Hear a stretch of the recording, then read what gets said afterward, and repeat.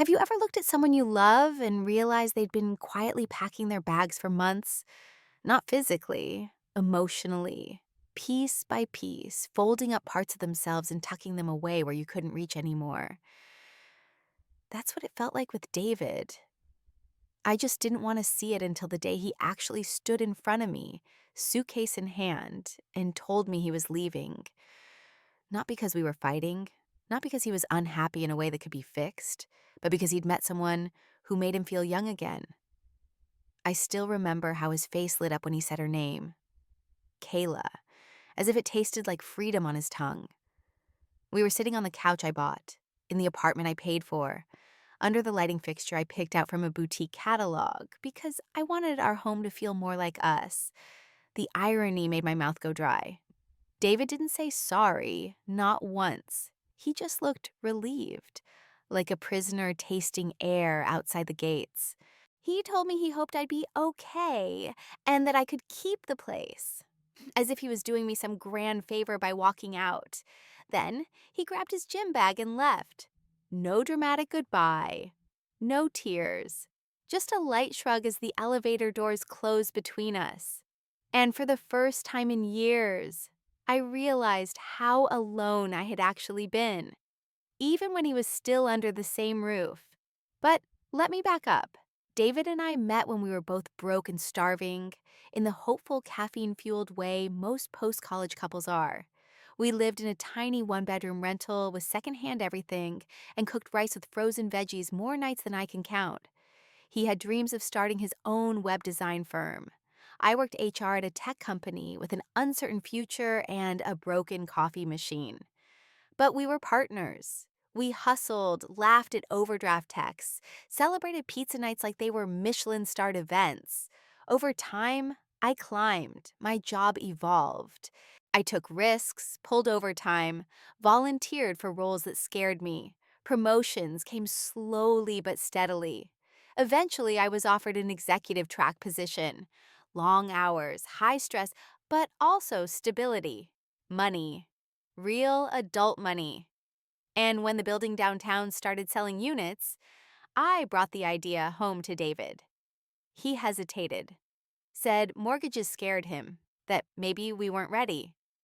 But I wanted roots. I wanted us to build something permanent. So I made the down payment myself. I signed the mortgage under my name, not out of pride, but out of necessity. His credit was a mess after a failed business venture. Still, I made sure it felt like ours. I let him pick the furniture, decorate the study, name the Wi-Fi. But slowly, the balance shifted. David's business faded. First, it was temporary breaks to regroup. Then came the self-improvement phase. Therapy, books, long walks, gym memberships. I supported it all. Paid the bills, paid the groceries, paid the getaways we took when he said he needed inspiration. All the while, I told myself this was love, real love, the kind that carries dead weight for a while because you believe the person you married will get up again. Instead, he started going to the gym every day. Not for health, but vanity. He'd linger in front of the mirror longer than necessary, flexing, experimenting with hair products he once mocked. His phone became a new appendage, always in his hand, always turned face down. He laughed more, but never with me. He started to dress better, for someone else. And still, I said nothing. I knew, but I couldn't face the truth. I buried it in work and wine and late-night streaming binges that numbed my brain just enough to sleep next to a ghost. Then came the day. He said it so casually, like he was switching gyms. Her name is Kayla. She's amazing. 23, fresh out of college, a temp receptionist at the place he claimed to be consulting with. I looked her up later, because of course I did, and she was exactly what you'd expect. Bright smile, highlighted hair, sun-kissed cheeks, Instagram full of beach days and latte art. She looked like she hadn't been burned by life yet. And I guess that was the appeal. He wanted to feel brand new, too. He left that night. Just like that. 3 weeks passed. I didn't cry much. I didn't beg. I just existed. Went to work, ate takeout, watched the apartment stay too quiet, and then On a Thursday morning, I got a call from the concierge.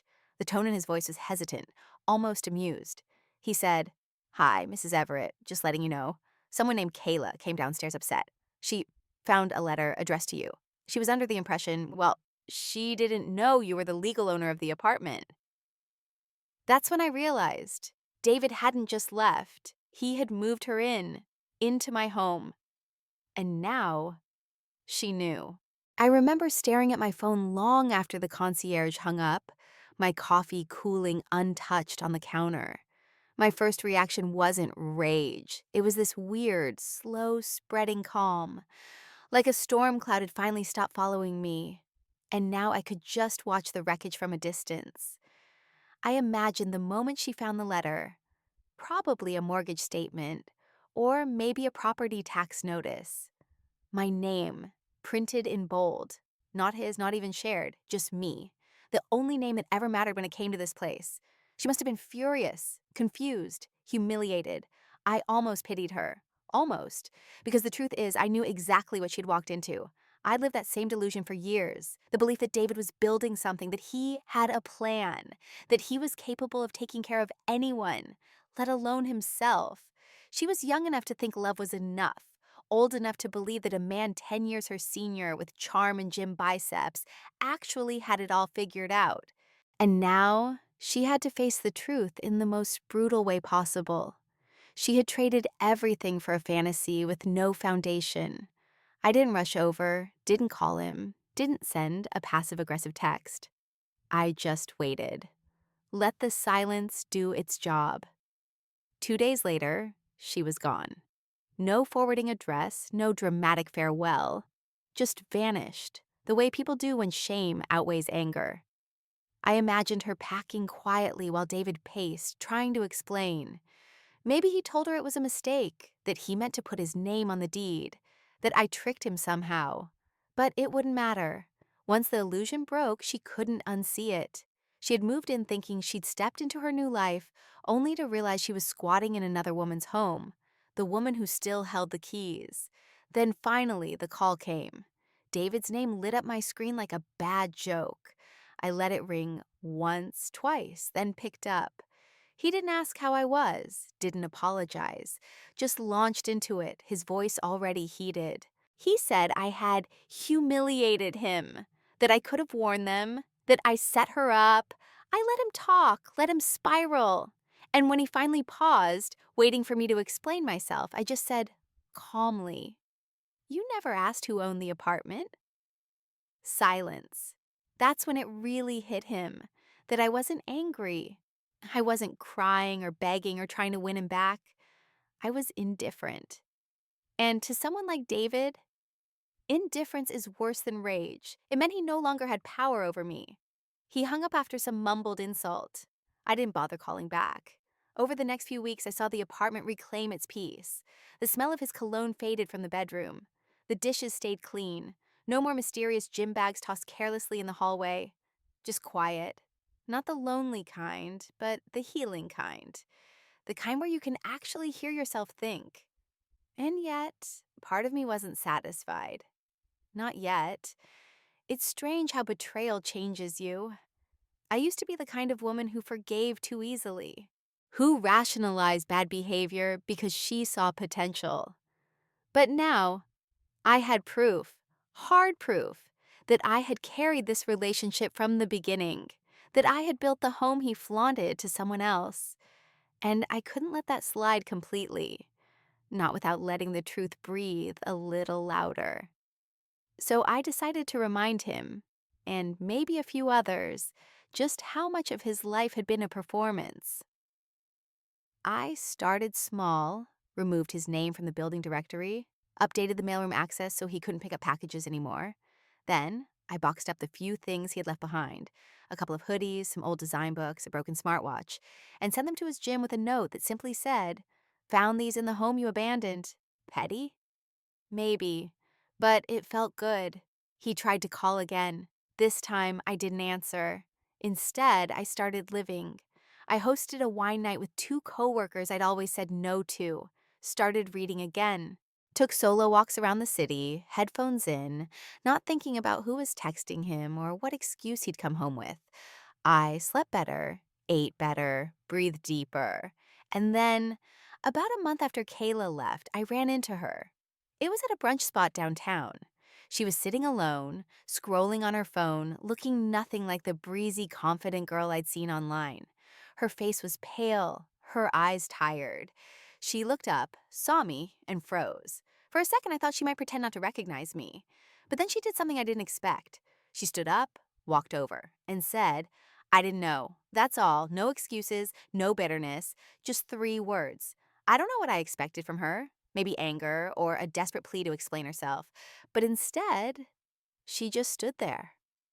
The girl who had torn apart my life with a mere glance at David's smile, now standing in front of me, no longer full of youthful bravado. She looked small, small in a way that was almost heartbreaking. "I didn't know," she repeated, her voice softer now, almost apologetic. Her eyes were shadowed, like she hadn't been sleeping much. She wasn't the picture of the fresh, carefree young woman I'd imagined in the beginning. She looked lost. For a second, I wondered if she'd regretted everything. But I quickly squashed that thought. Regret wouldn't change the fact that she'd played a part in all this.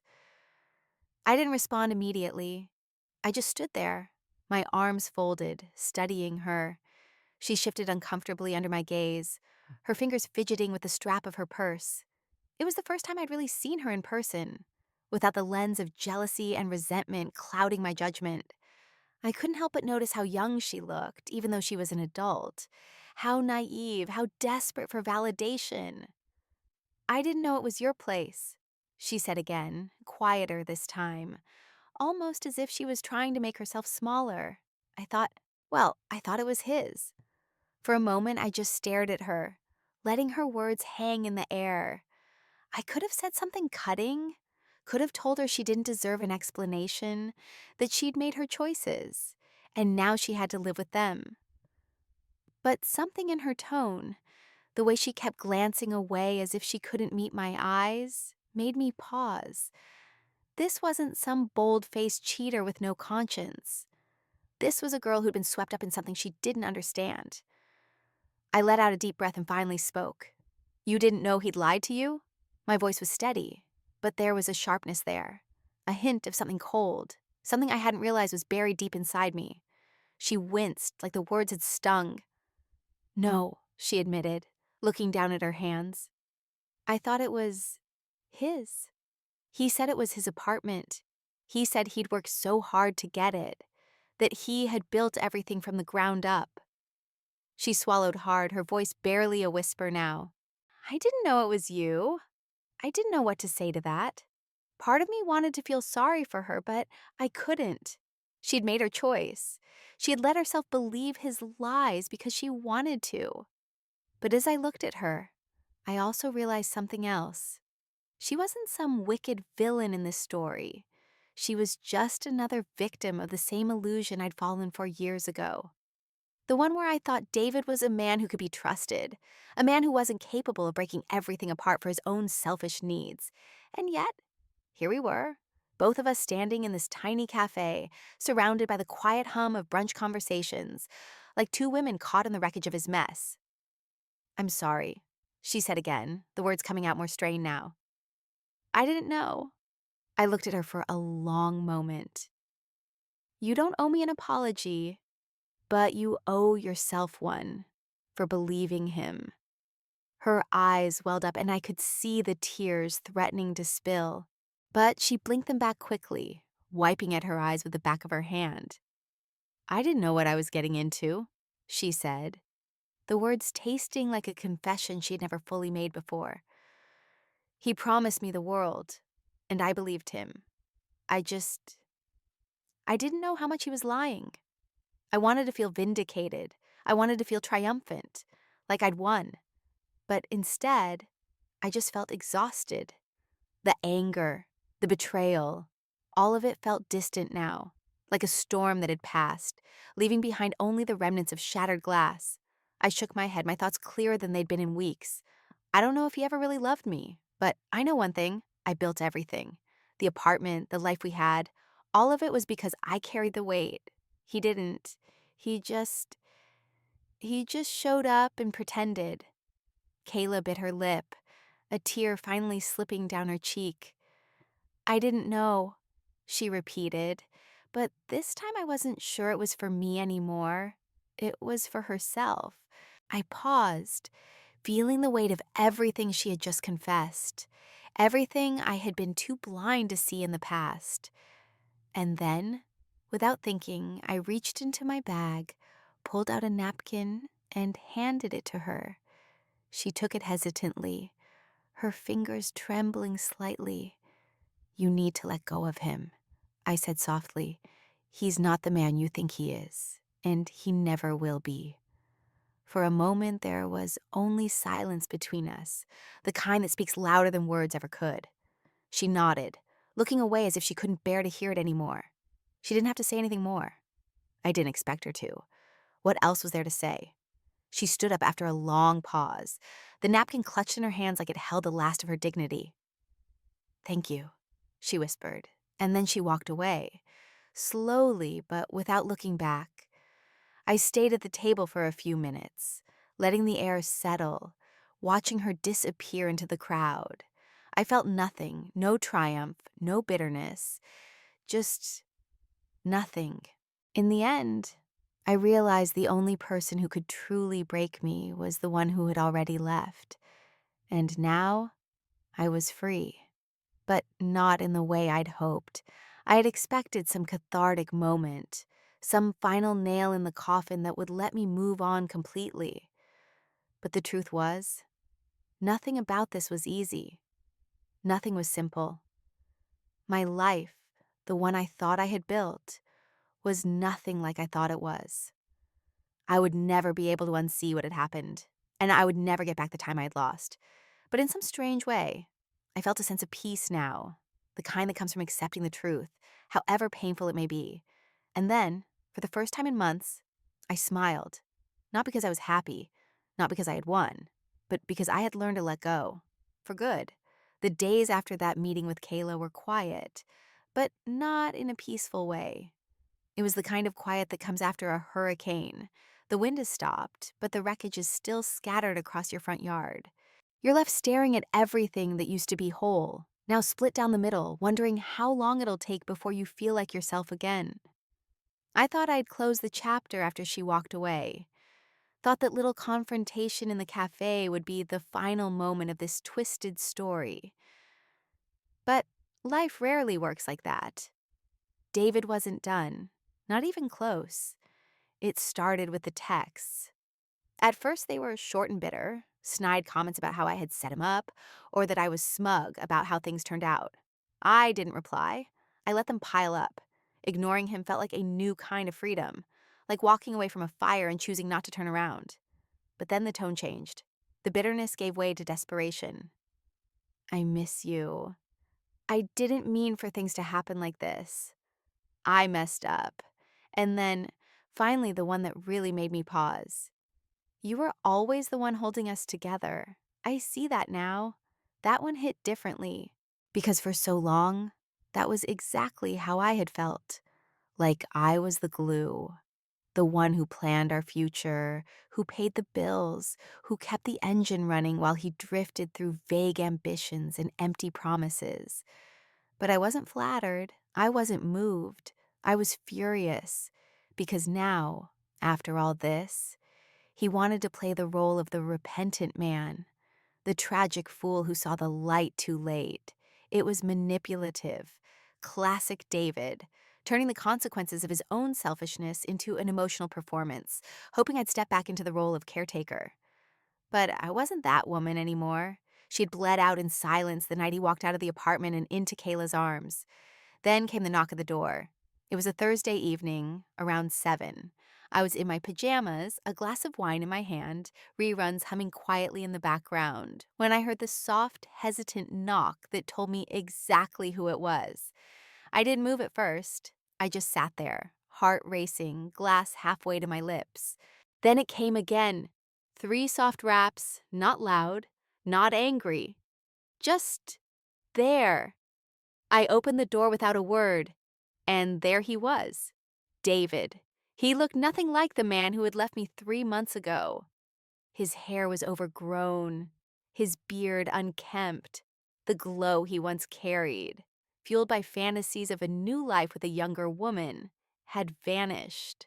What remained was a hollow version of him, the same charm but faded, like a painting left too long in the sun. He didn't say anything right away, just stood there, clutching a small duffel bag in one hand, as if he wasn't sure whether he should step inside or wait to be invited. I didn't speak either. I wanted him to sit in the silence, to stew in it, to feel every ounce of discomfort I'd swallowed for years. "Can we talk?"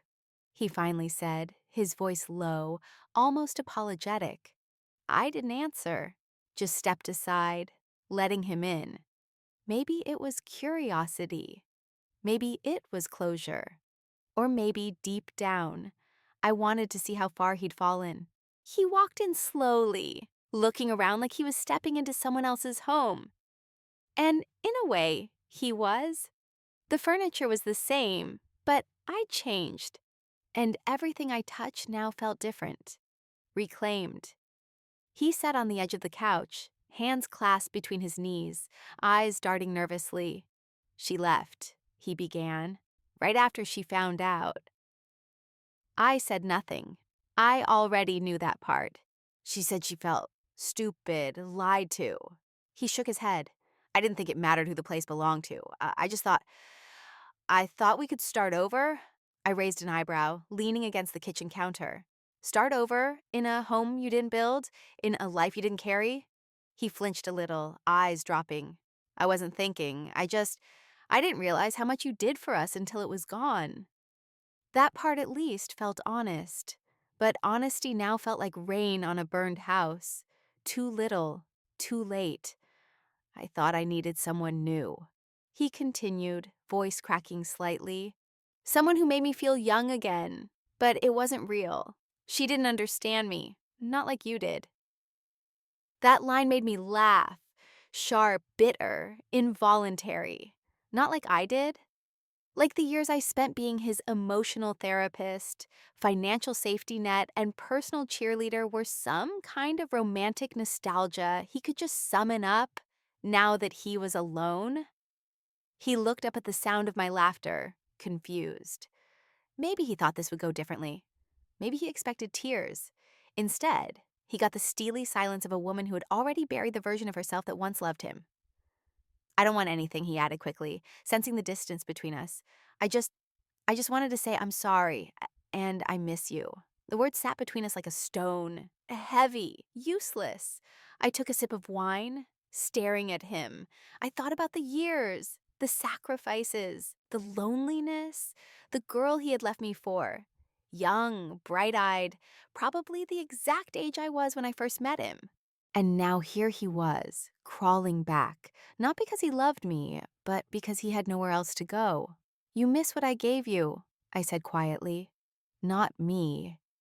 His eyes widened slightly, like he hadn't expected me to call it out so plainly. He didn't deny it. There was a long silence then. He didn't cry. I didn't yell. We just sat in the quiet ache of everything that had gone wrong, the weight of years built on mismatched expectations and quiet resentments. And then I said it. "You can't stay here." The words were calm, but final. They didn't need explanation. He just nodded, stood up slowly, and walked to the door without protest. But as he reached for the handle, he paused. "Do you think we could ever?" "No," I cut in, already knowing what he was going to ask. "We can't." He left without another word. I closed the door behind him, locked it, and turned the lights out. I stood in the dark for a while, listening to the silence. But this time it didn't feel heavy. It felt like mine. The morning after David showed up at my door, I woke up to a strange sense of clarity. It wasn't joy, exactly. It was more like my brain had finally put all the puzzle pieces into place overnight. I had spent months trying to understand how everything unraveled, blaming myself in small, invisible ways. for being too busy, too driven, too focused on us, and not enough on him. But now I saw it clearly. David hadn't fallen out of love with me. He had fallen out of love with responsibility. That realization freed something inside me. I wasn't angry anymore, just done. Done playing the quiet wife, done trying to make sense of someone else's mess. I had spent years waiting for him to grow up, thinking love meant patience. But real love, the kind that builds a life, is rooted in mutual effort, not one person constantly making up for the other's emotional debt. Still, something inside me couldn't rest.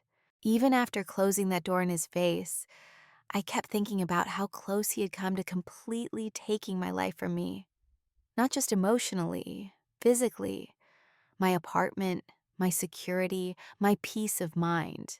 And worse, he had done it without a single ounce of remorse until it all backfired. He wasn't sorry he betrayed me. He was sorry he got caught living in a lie he didn't own. And that, right there, is what made me angry again.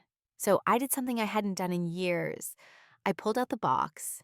It was a dusty, beat-up plastic tub shoved into the back of my bedroom closet, filled with old receipts, contracts, documents, stuff I'd filed away during the early years of our marriage. It had been a kind of insurance back then, in case things went sideways. I remember feeling a little guilty for keeping it, like it meant I didn't fully trust him. But now, I was thankful for every single form inside it. I pulled out the apartment contract, my name, my credit, my signature.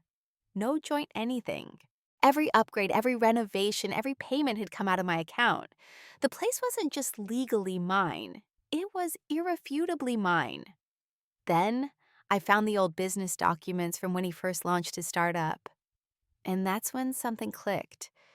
Back when I helped him get it off the ground, I had co-signed for a business loan. Stupid, I know, but I believed in him, thought we were building something together.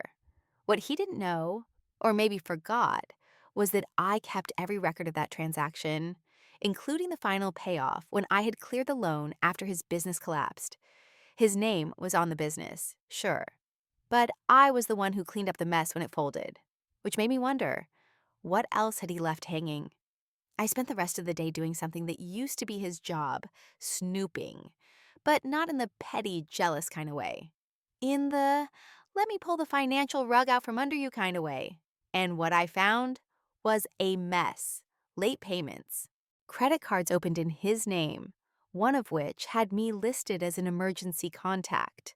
Small claims, court notices, even a few past due utility bills tied to an old apartment I didn't even know he'd subleased in someone else's name. It was sloppy, chaotic, and worse, it reeked of someone who thought they'd always have someone else cleaning up after them. So I made a decision, a real one. Not just emotional closure, but something tangible. I called my lawyer. We had never officially divorced. David had left, but we hadn't filed anything. Probably because he assumed it would eventually blow over, that I'd take him back, or at least let it fizzle out. But not anymore. I didn't just want distance. I wanted protection. From his debts, his drama, and whatever disaster he was bound to walk into next. The lawyer was surprisingly kind. Efficient, too. Within a week, the paperwork was drafted, clear asset separation, no spousal support. He'd never contributed financially, no shared property.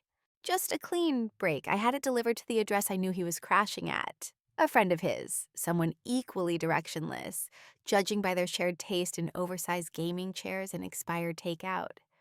I didn't bother to warn him, didn't explain. Let the paperwork speak for itself. He didn't respond right away. But when he did, oh, he made it count. One Saturday evening, about 2 weeks after I served him the papers, I got a call from an unknown number. I let it go to voicemail, then another, then a text. So this is how it ends? After everything I gave you? I stared at that message, stunned. Everything he gave me? I laughed out loud. Then another came through, angrier this time. You think you won? You think you're better than me now? You're just a bitter woman with a fancy apartment and no one to share it with. That one stung, but not because it was true. Because it wasn't. Because deep down, that was always his fear, not mine. I never needed someone to validate my worth. He did. That was the real difference between us. I blocked the number, not out of fear, out of finality. Because the part of me that used to care, that used to bend myself into someone softer, smaller, more accommodating, that part was gone now. But I wasn't done. I still had one last piece of the puzzle to complete, something that would draw the final line between who I used to be and who I was becoming. And it started with a call to a real estate agent. I didn't want to live there anymore, not because I hated the apartment. God, I love that place. I had picked out every tile, every light fixture, every piece of furniture with intention. It was the first real home I'd ever made for myself. But it had become a mausoleum of our marriage, a place where every corner echoed with the ghosts of arguments, silences, and that final slam of the door when he walked out. It didn't feel like mine anymore. It felt like a place I had to defend, like I was clinging to it just to prove a point. And I didn't need to prove anything, not to him, not anymore. So I called Vanessa, a real estate agent I'd met at a networking event years ago. Smart, sharp, discreet. I didn't want to list the place publicly. I didn't want to risk David seeing it and spinning some delusional narrative in his head about me being broke or selling off the life we built. No, I wanted this quiet, strategic. Vanessa understood. She came by on a rainy Tuesday afternoon, clipboard in hand, heels tapping across the hardwood as she took it all in. She complimented the layout, the finishes, the views, asked a few questions, and then, gently, she turned to me and said, "Are you sure?" I nodded. It felt like cutting off the last piece of dead weight I'd been dragging. Within a month, it was sold. Cash buyer, no fuss. I walked away with a healthy return, not just on the market value, but on everything I'd invested in it. And with that money, I didn't buy another sleek high-rise or oversized space to prove how well I was doing. I bought a cozy little bungalow on the east side, a single story with a wraparound porch, and a backyard that begged for quiet mornings and wine-soaked evenings. It wasn't glamorous, but it was mine in a new way. Not something I built for a future that never came. Something I built for me. Moving day was surreal. As the movers packed up the last few boxes, I stood in the now empty living room and let myself feel it all. The anger, the loss, the ridiculous hope I'd clung to for too long. And then, just like that, I let it go. No ritual, no tears, just a quiet exhale, and then I walked out and closed the door behind me. The silence that followed in the weeks after was deafening at first. No passive-aggressive sighs, no sarcastic remarks, no second-guessing my every move because I didn't want to start another fight. It was just me, in my new space, figuring out how to breathe again. And slowly, I started to fill the quiet with better things. I repainted the kitchen a soft sage green, adopted a senior dog from a local shelter who liked to nap in sunny spots. I started reading again, not self-help books or articles on how to save your marriage, like I had during the darkest days, but fiction, escapism, stories that reminded me how wide the world was. I joined a local hiking group, not because I loved hiking, but because I needed to remember what it felt like to try something new, something slightly uncomfortable, and not have someone judging me for it. The first few outings were awkward. I was out of breath, my boots were too stiff, and I sweat like a teenager before prom. But no one cared. No one looked at me like I was failing. They just laughed and kept walking. And somewhere along the trail, between the aching knees and the shared granola bars, I met Hannah. She wasn't someone I would have normally gravitated toward. Bold, tattooed, short-haired, and sharp-tongued. She had this groundedness to her, like nothing rattled her anymore because life already had. We started chatting during one hike, then coffee after, then more hikes, more coffee. Before I realized it, she was the first person I'd told the whole story to. Not the clean version I gave to coworkers, but the messy, ugly, heart-wrenched truth. She didn't gasp, didn't offer empty platitudes. She just listened. And when I finished, She looked at me and said, "He didn't leave you. He revealed himself. Big difference." Those words stuck with me because she was right. David didn't abandon some perfect marriage. He stepped out of a role he had never truly earned. The man I missed didn't really exist, not in the way I remembered him. I had loved an idea. He had loved convenience. As I settled into this new rhythm of my life, the past still knocked on my door occasionally. Mutual friends would text with updates I didn't ask for. Someone saw David working part-time at a car rental place. Another said he was couch surfing. I never responded, never asked for more. But one day, a package showed up at my door. No return address, just my name, handwritten, familiar.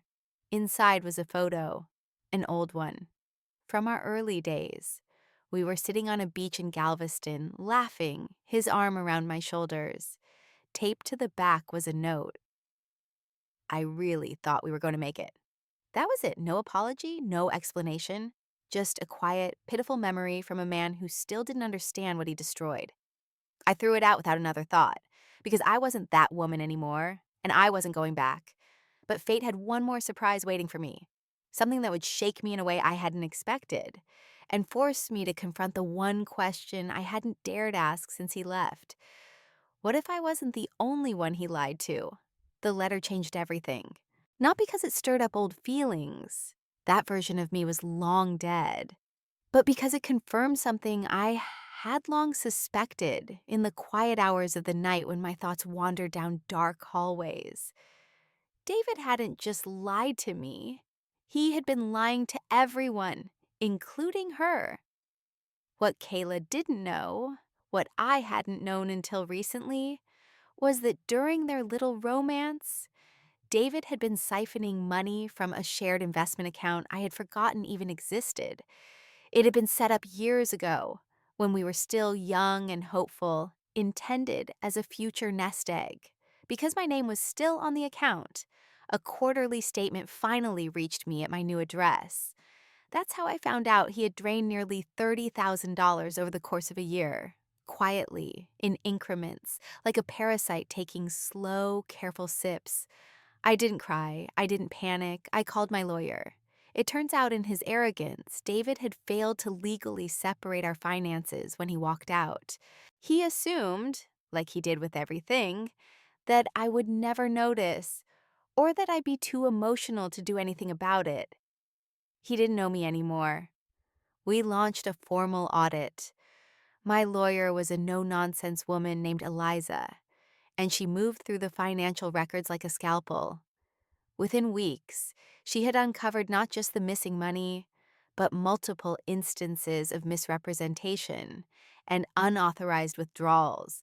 It was enough to bring a civil suit and possibly a criminal case if we chose to escalate. At first, I hesitated, not because I didn't want justice, but because I wondered if it was worth it. Would dragging him into court just tether me to his chaos all over again? Then I got a call from Kayla. I didn't recognize the number. Her voice was thinner than I remembered, worn down and stripped of its shine. She said she had nowhere else to turn. David had emptied her savings account too, promised to invest it, disappeared the money, then blamed her when rent was late. He was spiraling, jobless, living off of anyone who would tolerate him. And now he was angry, violent in words, if not yet in actions. I told her I was pressing charges. She asked if she could help. That was the tipping point. She testified in court. So did I. We laid it all bare. The financial deceit, the manipulation, the blatant theft. His smugness cracked on the second day of proceedings when Eliza presented a paper trail that showed his signature forging mine on a withdrawal form. David didn't even try to deny it. In the end, the judge ruled in our favor. Restitution, legal fees, a formal warning that a criminal investigation was pending if he failed to comply. He lost what little he had left. His reputation? In shambles. Our mutual friends, those who once danced carefully around not taking sides, finally saw who he was and cut ties. Even his own family, tired of the messes he left behind, refused to bail him out this time. He had burned every bridge. Kayla moved back in with her parents. She started over with a little help from me, not because we became best friends, but because I knew what it felt like to be used. And I wouldn't let him do it to another woman unchecked. As for me, I didn't just move on. I rebuilt. Better, stronger. I got promoted again, this time to VP. I led a major initiative at work, traveled more, spoke at conferences. My bungalow became a sanctuary, filled with laughter and books and Sunday dinners with new friends. I didn't date for a while, not because I was afraid, but because I was finally full on my own, until one afternoon in a quiet bookstore cafe, I met someone. Not flashy, not too smooth, just kind, gentle, real. He asked questions and actually listened to the answers. No rushing, no games. For the first time, I felt seen. Not as someone's wife or someone's backup plan, but as a whole person. We're taking it slow, but it feels right. Word got back to me recently that David had left town. Rumors said he was trying to start over somewhere else. New name, new lies. I didn't care enough to confirm. Let him run. Let him keep chasing illusions.